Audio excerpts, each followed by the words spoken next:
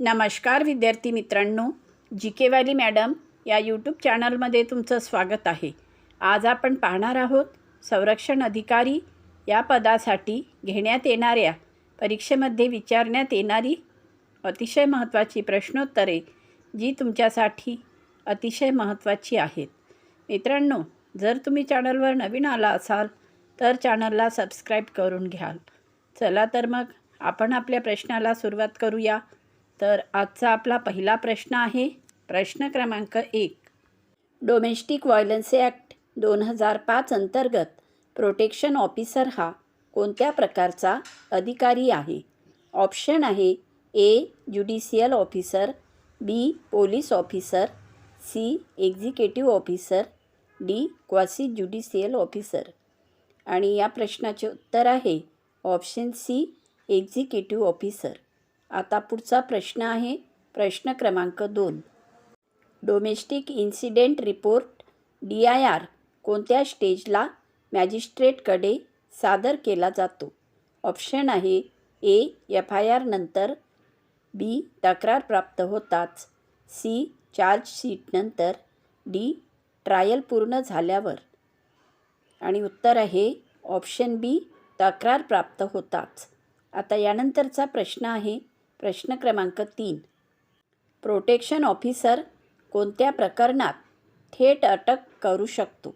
Option आहे ए गंभीर मारहाण, बी मानसिक छळ, सी आर्थिक छळ, डी कोणत्याही प्रकरणात नाही। आणि उत्तर आहे ऑप्शन डी कोणत्याही प्रकरणात नाही। आता यानंतरचा प्रश्न आहे प्रश्न क्रमांक 4। डोमेस्टिक व्हायलन्स ॲक्ट अंतर्गत ॲग्रेसिव्ह पर्सन म्हणजे कोण? ऑप्शन आहे ए फक्त पत्नी, बी फक्त घटस्फोटित महिला, सी कोणतीही महिला जी घरगुती नात्यात हिंसेची बळी आहे, डी फक्त अल्पवयीन मुलगी। आणि उत्तर आहे ऑप्शन सी कोणतीही महिला जी घरगुती नात्यात हिंसेची बळी आहे। आता पुढचा प्रश्न आहे प्रश्न क्रमांक 5। प्रोटेक्शन ऑफिसरकडे सेवा सर्व्हिस प्रोव्हायडरची यादी ठेवण्याची जबाबदारी असते, त्यात खालीलपैकी कोण समाविष्ट नसतो? ऑप्शन आहे A NGO, B medical facility, C shelter home, D police station. आणि उत्तर आहे ऑप्शन डी पोलीस स्टेशन। आता पुढचा प्रश्न आहे प्रश्न क्रमांक 6। प्रोटेक्शन ऑफिसरच्या निष्काळजीपणासाठी कोणती शिक्षा आहे?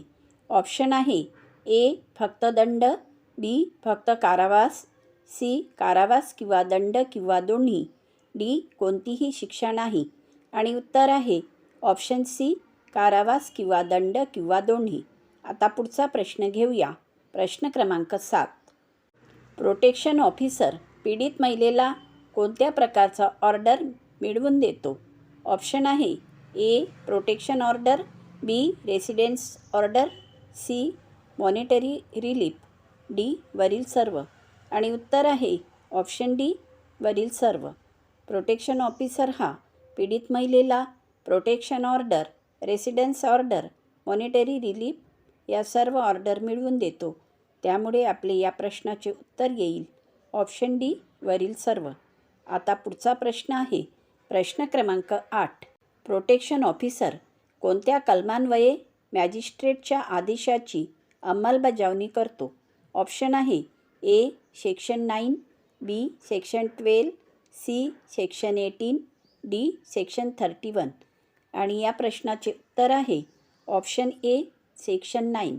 आता यानंतरचा प्रश्न घेऊया प्रश्न क्रमांक 9।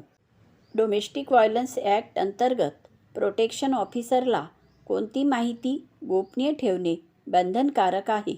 ऑप्शन आहे ए आरोपीचे नाव, बी पीडितेची वैयक्तिक माहिती, सी न्यायालयाचा आदेश, डी पोलीस अहवाल।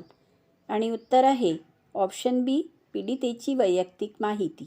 आता पुढचा प्रश्न आहे प्रश्न क्रमांक 10। प्रोटेक्शन ऑफिसरकडून DIR तयार न केल्यास काय परिणाम होतो? ऑप्शन आहे ए केस रद्द होते, बी तक्रार ग्राह्य धरली जात नाही, सी केस चालू राहते पण अधिकारी दोषी ठरू शकतो, डी आरोपी मुक्त होतो.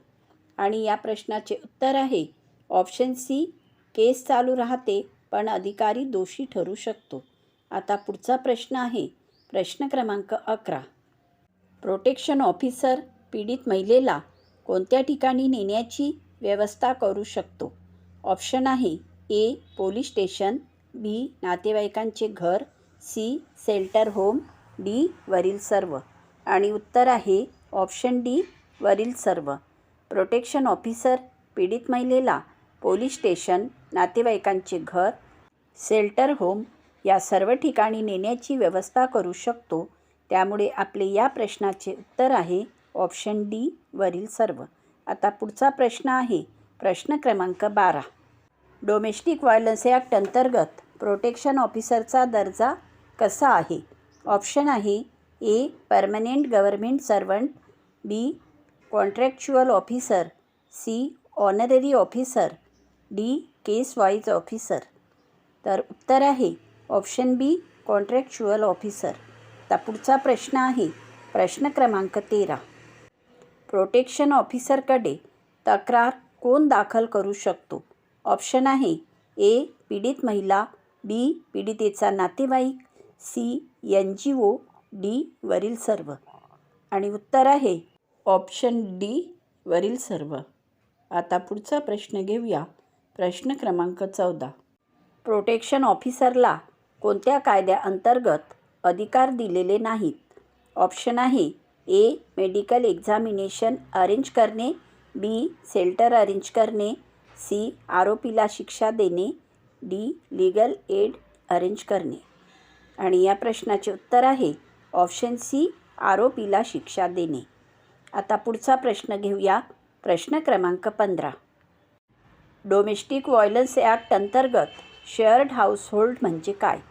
ऑप्शन आहे ए, फक्त पतीचे घर, बी, फक्त सासरचे घर, सी, जिथे पीडित महिला राहिली आहे किंवा राहते आहे, डी, फक्त भाड्याचे घर. आणि उत्तर आहे ऑप्शन सी, जिथे पीडित महिला राहिली आहे किंवा राहते आहे ते घर. आता पुढचा प्रश्न घेऊया प्रश्न क्रमांक 16. प्रोटेक्शन ऑफिसर कोणत्या प्रकारच्या हिंसेचा समावेश डोमेस्टिक व्हायलन्समध्ये करतो? ऑप्शन आहे ए, शारीरिक, बी, मानसिक, सी, आर्थिक, डी, वरील सर्व. आणि या प्रश्नाचे उत्तर आहे ऑप्शन डी, वरील सर्व. प्रोटेक्शन ऑफिसर शारीरिक, मानसिक, आर्थिक या सर्व हिंसेचा समावेश डोमेस्टिक व्हायलन्समध्ये करतो. आता यानंतरचा प्रश्न आहे प्रश्न क्रमांक 17. प्रोटेक्शन ऑफिसरचा अहवाल कोणासाठी बंधनकारक नसतो? ऑप्शन आहे A, magistrate, B, service provider, C, police, D, accuse. आणि या प्रश्नाचे उत्तर आहे ऑप्शन डी, ॲक्यूज. आता यानंतरचा प्रश्न आहे प्रश्न क्रमांक 18. डोमेस्टिक व्हायलन्स ॲक्ट अंतर्गत प्रोटेक्शन ऑफिसरची भूमिका कोणती आहे? ऑप्शन आहे ए, न्यूट्रल मेडिएटर, बी, विक्टीम सेंट्रिक फॅसिलेटर, सी, प्रोसिक्युटर, डी, जज. आणि या प्रश्नाचे उत्तर आहे ऑप्शन बी, विक्टीम सेंट्रिक फॅसिलेटर. आता पुढचा प्रश्न आहे प्रश्न क्रमांक 19. डी, प्रोटेक्शन ऑफिसर अटक करू शकतो, सी, प्रोटेक्शन ऑफिसर सहाय्यक भूमिका बजावतो, डी, पोलीस कोर्ट आदेश देतो. आणि या प्रश्नाचे उत्तर आहे ऑप्शन सी, प्रोटेक्शन ऑफिसर सहाय्यक भूमिका बजावतो. आता पुढचा आणि शेवटचा प्रश्न आहे प्रश्न क्रमांक 20. प्रोटेक्शन ऑफिसरचा मुख्य उद्देश काय आहे? ऑप्शन आहे ए, आरोपीला शिक्षा करणे, बी, महिलेला कायदेशीर संरक्षण देणे, सी, केस लवकर संपवणे, डी, तडजोड घडवणे. आणि या प्रश्नाचे उत्तर आहे ऑप्शन बी, महिलेला कायदेशीर संरक्षण देणे. मित्रांनो, जर तुम्हाला आमचा हा व्हिडिओ आवडला असेल तर व्हिडिओला लाईक करा, चॅनलला सबस्क्राईब करा, व्हिडिओला शेअर करा आणि बेल आयकॉन प्रेस करायला विसरू नका, जेणेकरून तुमच्यापर्यंत आमचे असेच अभ्यासाचे नवनवीन व्हिडिओ पोहोचत राहतील.